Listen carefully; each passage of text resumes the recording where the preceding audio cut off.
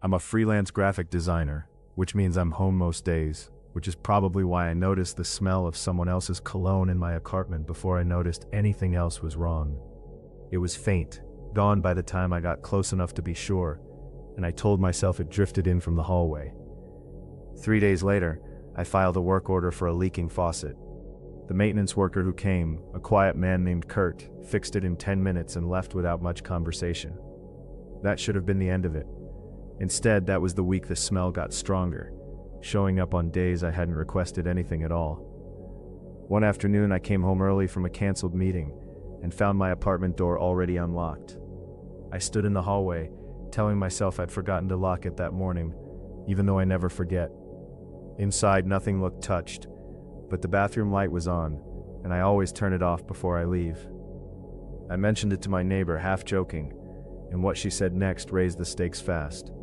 Kurt had fixed her heater too, months before she'd ever met him, on a day the building's maintenance log showed no request had been filed at all. That meant he wasn't just responding to work orders, he was letting himself in without one. That night I did something I'd never done before. I went through my own apartment room by room, looking at it the way a stranger might, trying to see what someone would want to look at twice. In my bedroom closet, tucked behind a shoebox I never opened, I found a small black device with a blinking light I didn't recognize. It wasn't mine. I photographed it, backed slowly out, and left for a friend's place, replaying the last several months in my head, trying to figure out how long that light had been blinking without my noticing. I called the building office the next morning to ask about him directly, and that's when the floor dropped out from under the story. I'd expected them to confirm his name, maybe apologize for the confusion, hand me some ordinary explanation I could stop thinking about by lunch. Instead, the woman on the phone put me on hold for almost 10 minutes. When she came back, her voice had changed, careful, slower, a tone people use when choosing words instead of just saying them. She asked me to describe him again, height, build, the uniform, and whether I had any paperwork with his name on it. I didn't, nobody ever does. There was no Kurt on payroll, there never had been.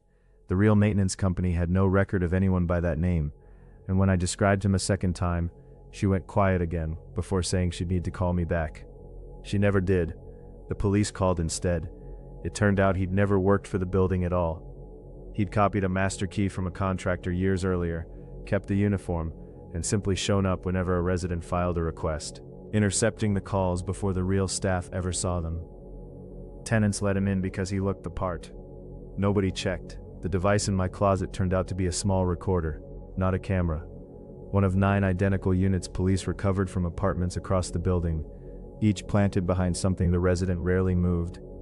Mine had been running for 4 months.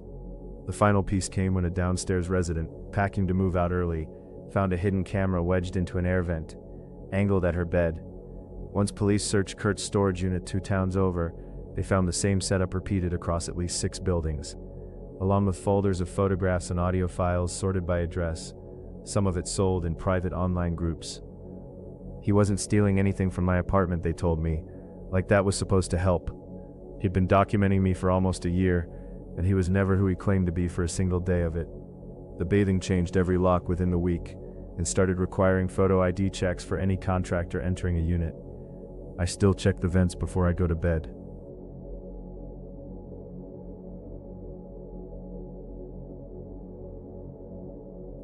I work nights at a bar downtown, which means I'm usually walking into my building around 3 a.m. And the only person ever awake is Denny in 4B. He always says the same thing when he sees me. Long shift? Never anything else. For a year, that was all I knew about him. Then one night he said, "Hope your ex didn't give you a hard time again tonight."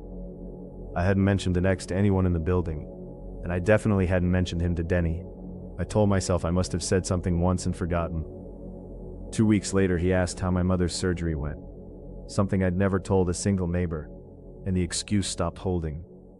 A few nights after that, I woke up around 4 a.m. to a soft, deliberate knock. Not urgent, just 3 slow taps, and then silence. I looked through the peephole and saw the hallway empty. When I checked my phone, my building's entry camera showed Denny standing outside my door for almost 6 full minutes before he finally walked away. I started locking my deadbolt the second I got home instead of after I'd settled in, and I noticed Denny's schedule matched mine a little too closely.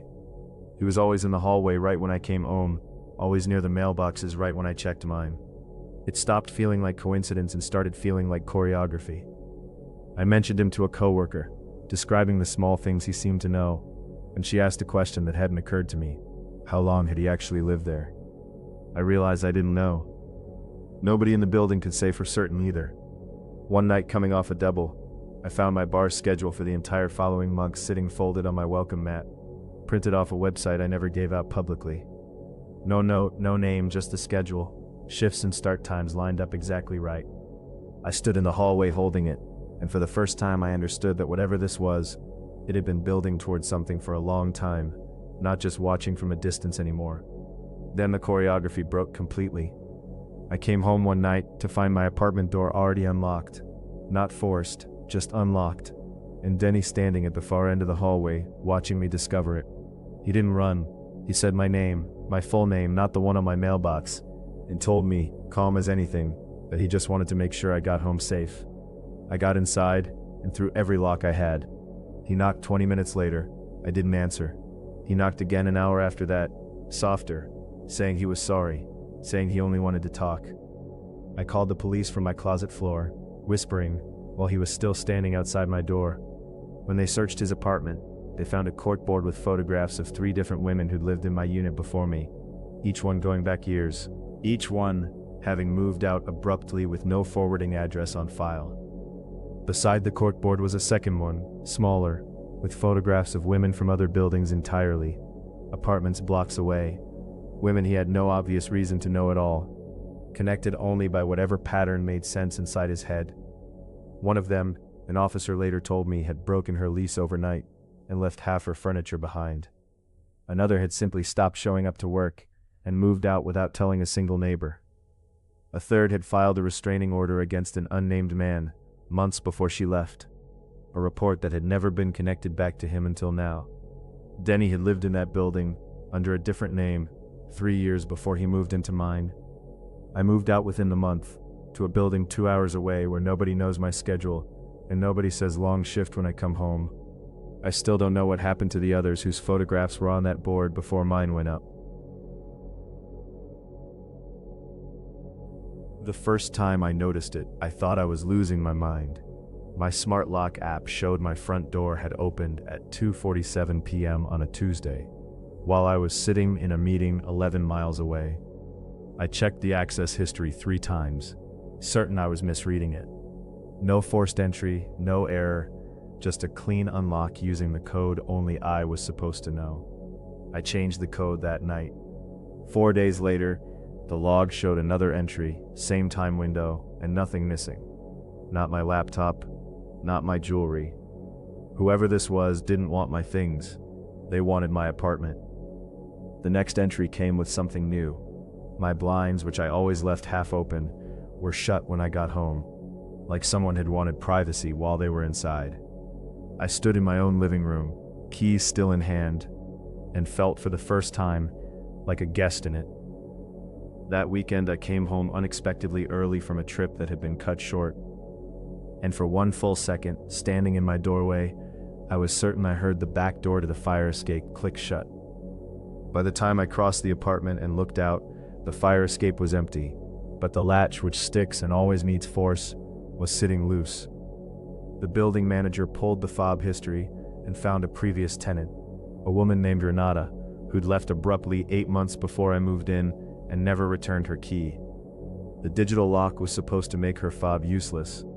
It hadn't. I set up a hidden trail camera aimed at my own front door and went to work like normal. That afternoon, my phone lit up with a motion alert. I watched her let herself in, sit down on my couch like she still lived there, and stay for 11 minutes before locking up behind her. And I told myself that would be the worst of it. Watching that footage back a second time, I noticed something I'd missed. Before she sat down, she walked the perimeter of the room first, touching things, straightening a picture frame that was already straight, the way a person checks over a home they've walked through 100 times. It wasn't. 3 days later, I came home and found my refrigerator restocked. Not rated, restocked with brands I never buy, arranged the way someone else would arrange their own kitchen. She hadn't just been visiting. She'd been staying there in stretches, whenever she knew I'd be gone long enough, sleeping in a home she still believed was hers. I called the police, and when they went through the building's old service logs, they found she'd been quietly using that fob to enter several vacant apartments over the past few months, cycling through empty units and short vacancies before mine, always choosing places where nobody was paying close enough attention to notice a stranger settling in. They caught her the next time she let herself in, still holding a grocery bag she'd meant to unpack. They found a second set of keys, a change of clothes, and a folded air mattress, enough to suggest that some nights, instead of going home to wherever she actually lived, she simply hadn't. She'd been sleeping in other people's apartments for longer than anyone realized, and mine was only the most recent one she'd chosen. She wasn't dangerous, they said. She'd lost her job around the same time as her lease, and pretending she still had somewhere that was hers was the only part of her day that still felt normal. I moved out 3 weeks later to a building that cuts a fresh key for every tenant and keeps no master on file at all. Renata's name still comes up sometimes when I run into old neighbors, always the same way, someone mentioning almost fondly how normal she'd seemed, how easy she'd been to overlook.